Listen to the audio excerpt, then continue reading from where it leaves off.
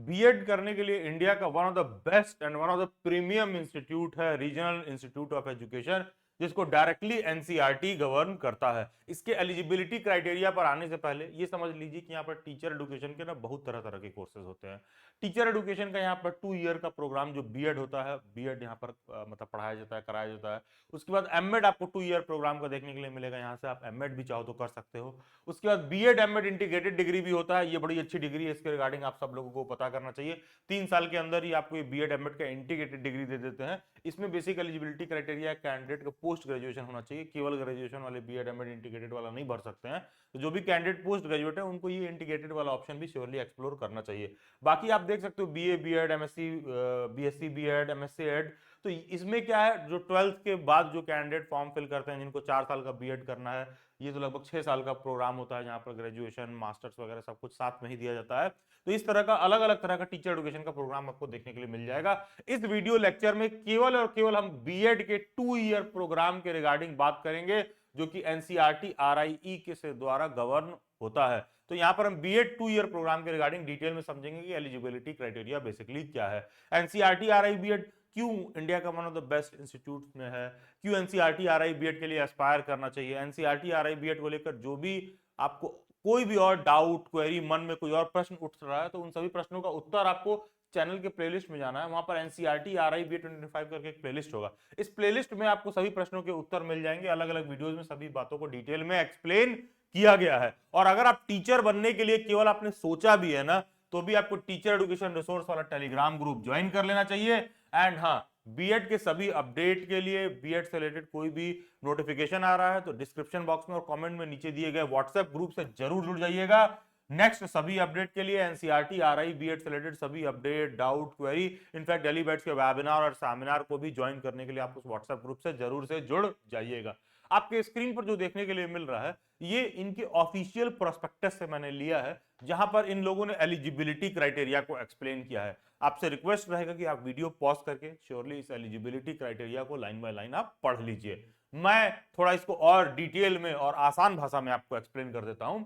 Simple सा ये कहा जा रहा है कि एक कैंडिडेट के पास बैचलर डिग्री होना चाहिए, मतलब आपका ग्रेजुएशन में बेसिकली 50% मार्क्स अगर आपका है तो आप एलिजिबल हो। एंड हाँ, कोई ऐसा कैंडिडेट है जिसका ग्रेजुएशन में 50% मार्क्स ही नहीं है, तो उसने मान लो विद टाइम मास्टर्स कर लिया है, उसने पीजी कर लिया है, तो ऐसे कैंडिडेट भी एलिजिबल हो जाएंगे अगर वो अपने मास्टर्स की डिग्री के बेसिस पर फॉर्म फिल कर रहे हैं। मतलब कहने का मतलब है, कुछ ऐसे बच्चे होते हैं जिनका ग्रेजुएशन में भाई 50% नहीं आ पाया होता है और उन्होंने मास्टर्स कर लिया है, तो वो अपने मास्टर्स की डिग्री के बेसिस पर भी फॉर्म फिल कर सकते हैं। लेकिन हाँ, इस बात का कोई एडिशनल एडवांटेज नहीं होता है कि हम ग्रेजुएशन के बेसिस पर फिल कर रहे हैं कि मास्टर्स के बेसिस पर फिल कर रहे हैं।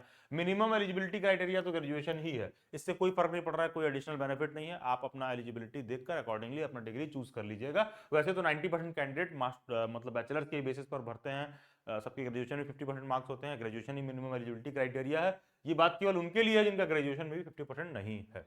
अब आ जाते हैं, बात को वापस सिंप्लीफाई करते हैं कि बेसिकली होना क्या चाहिए। ग्रेजुएशन में आपका 50% मार्क्स होना चाहिए। ग्रेजुएशन में 50% मार्क्स किस में होना चाहिए? अगर आपका कोई भी साइंस से रिलेटेड सब्जेक्ट है तो आपका उसमें 50% मार्क्स होना चाहिए। मान लो आपने बीएससी जूलॉजी, बॉटनी, केमिस्ट्री, कुछ इस तरह का साइंस रिलेटेड सब्जेक्ट आपने पढ़ रखा है, तो आप साइंस हेड के अंदर आओगे और ग्रेजुएशन में आपका 50% मार्क्स है तो आप एलिजिबल हो। कोई ऐसा कैंडिडेट है जिसने इंजीनियरिंग या टेक्नोलॉजी से रिलेटेड फील्ड से डिग्री ले रखी है, तो ऐसे कैंडिडेट के लिए भी 50% मार्क्स होना चाहिए, तो वो एलिजिबल हैं। कोई भी ऐसा जो इंजीनियरिंग और टेक्नोलॉजी के फील्ड का डिग्री लेके आ रहा है, तो ये लोग भी अगर 50% मार्क्स स्कोर कर रखे हैं तो वो बीएड करने के लिए एनसीईआरटी आरआई से एलिजिबल हैं। नेक्स्ट क्या कह रहा है, कोई ऐसा कैंडिडेट जिसका 50% मार्क्स है, मतलब किस फील्ड में डिग्री ले रखा है, उसने सोशल साइंस वाले फील्ड में डिग्री ले रखा है, कहने का मतलब है बी ऑनर्स कर रखा है हिस्ट्री में, बीए प्रोग्राम कर रखा है पॉलिटिकल साइंस या कोई और अलग सब्जेक्ट कॉम्बिनेशन में। अगर आपका सब्जेक्ट सोशल साइंस से रिलेटेड है तो आप एनसीईआरटी से आरआई से बीएड करने के लिए एलिजिबल है, प्रोवाइडेड आपके 50% मार्क्स हो। अगर आपने ह्यूमैनिटीज सब्जेक्ट से रिलेटेड कोई भी क्या कहते हैं बैचलर्स डिग्री ले रखा है या मास्टर्स डिग्री ले रखा है और आपने 50% स्कोर कर रखा है, तो भी आप एलिजिबल हैं।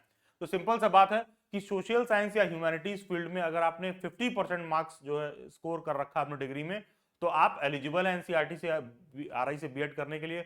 आपने इंजीनियरिंग या टेक्नोलॉजी वाले फील्ड में आपने 50% मार्क्स स्कोर कर रखा है तो भी आप एलिजिबल हैं। आप साइंस के फील्ड से कोई आपने डिग्री ले रखा है और आपके 50% मार्क्स है ग्रेजुएशन में तो आप एलिजिबल हैं। और हाँ, अगर अनफॉर्चुनेटली किसी कारणवश आपका ग्रेजुएशन में 50% नहीं आ पाया, विद टाइम समय के साथ आपने मास्टर्स कर लिया है तो आप अपने मास्टर्स के बेसिस पर भी अप्लाई कर सकते हो, लेकिन इससे केवल आपका मिनिमम एलिजिबिलिटी तय होता है, न्यूनतम अर्हता तय होता है। ऐसा नहीं है कि आप मास्टर्स के बेसिस पर अप्लाई करोगे तो आपको कोई एडिशनल बेनिफिट मिलेगा।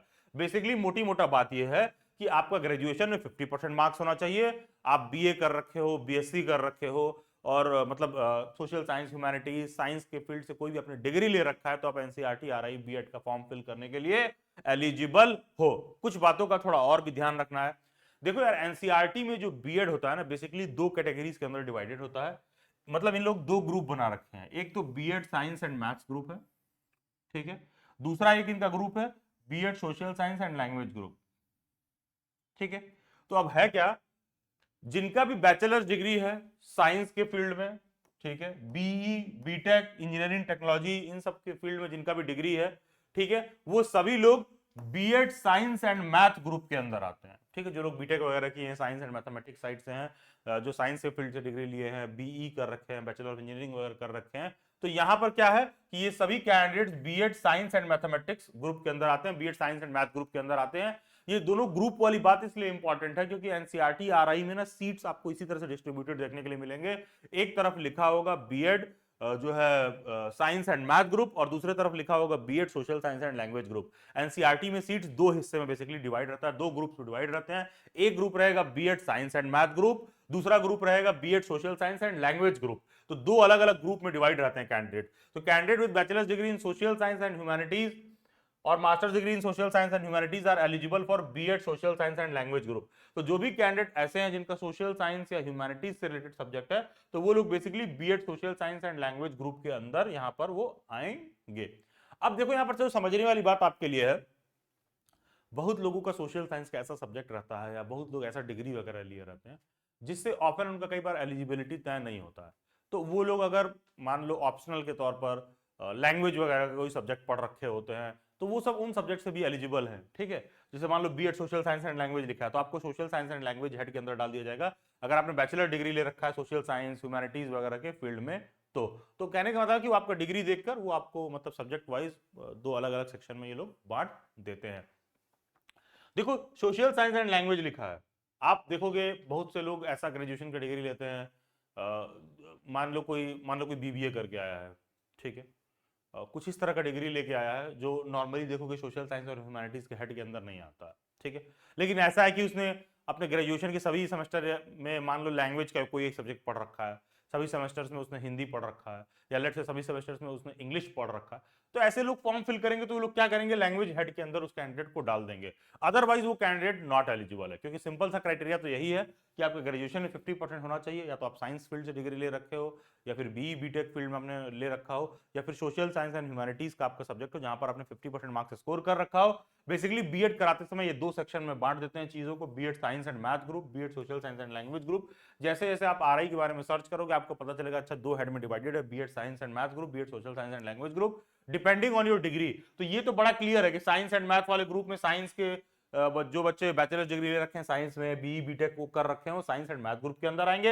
एंड जो भी बच्चे नॉर्मल बीए वगैरह कर रखे हैं तो सोशल साइंस एंड ह्यूमैनिटीज के अंदर आएंगे। कंफ्यूजन उन लोगों को होता है जिनका भाई सोशल साइंस और ह्यूमैनिटीज के अंदर नहीं आता तो उनको समझ में नहीं आता कि एलिजिबल है कि नहीं है। तो इसीलिए मैंने बोला कि अगर मान लो तुमने सभी सेमेस्टर में लैंग्वेज का कोई सब्जेक्ट पढ़ रखा है, सभी ईयर से सेमेस्टर में पढ़ रखा है, तो श्योरली आप एलिजिबल हो जाओगे, वो आपको लैंग्वेज के ग्रुप में डाल देंगे।